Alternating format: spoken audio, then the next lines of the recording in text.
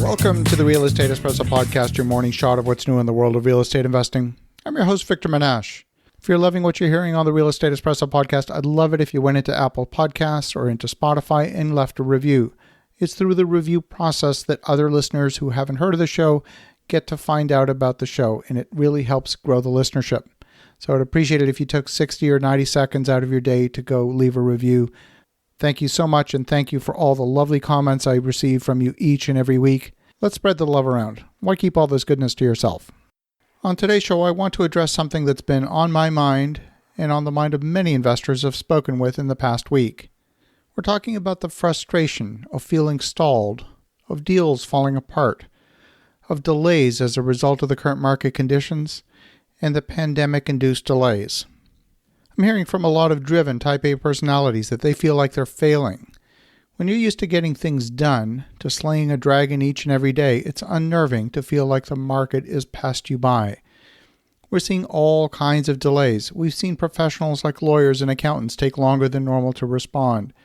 We've seen lenders take longer. We've seen contractors struggle with supply chain disruptions. We've seen customer support calls facing incredible wait times. In the past, wait times that were 6 minutes are now sometimes 30 minutes or even 3 hours. Materials that should have been delivered to a job site in 1 day have been waiting over 5 days with no forecast of delivery. Parts for a vehicle repair have been waiting for nearly 4 months. Office supplies that should have been delivered in a single day took nearly 3 weeks. And when they were delivered, the quality was not up to par. Fortunately, we've been able to perform the majority of our banking online or over the phone.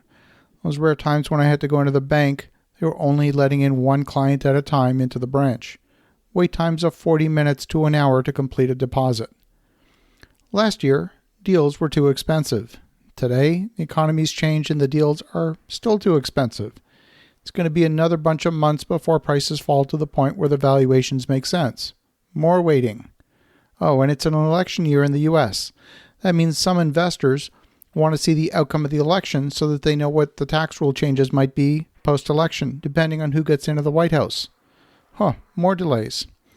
All of these uncertainties mean only one thing: more delays.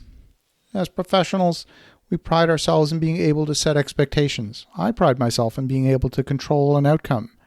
And these days, I'm finding myself incredibly frustrated by the seeming inability to deliver items when there are external dependencies. I don't control what others do. All I can control is myself and my own response to others. I find myself making excuses and resetting expectations. Things that used to take a few hours now take a week. It's hard to adjust to the new pace. I'm not working any less. I'm not taking my foot off the gas, far from it. It just feels like life is in slow motion. I had not given myself permission to adjust to that new pace. Is this the new normal?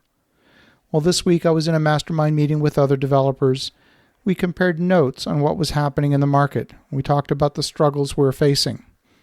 It was through the process of the mastermind that I finally gave myself permission to slow down. By talking with other entrepreneurs, I was able to see that I wasn't alone. Everyone was experiencing greater difficulty in getting tasks to completion, to having their projects achieve their milestones. Everyone was experiencing changing terms from lenders, seemingly variable commitments from investors. Everyone was experiencing slower progress and labor shortages in construction. Everyone was experiencing supply chain disruptions. The stress I was experiencing was the result of the gap between my expectations and the reality on the ground. I only control my expectations, and I suppose the expectations that I set with others, but I can't change reality. I might be able to influence the future through my actions, but the reality is in the present, and I can't change the present, and I can't change the past. So if you're experiencing frustration at the pace in which things are getting done, give yourself permission to slow down to the pace that things are actually happening today in the month of May in 2020. As you think about that, have an awesome rest of your day. Go make some great things happen. We'll talk to you again tomorrow.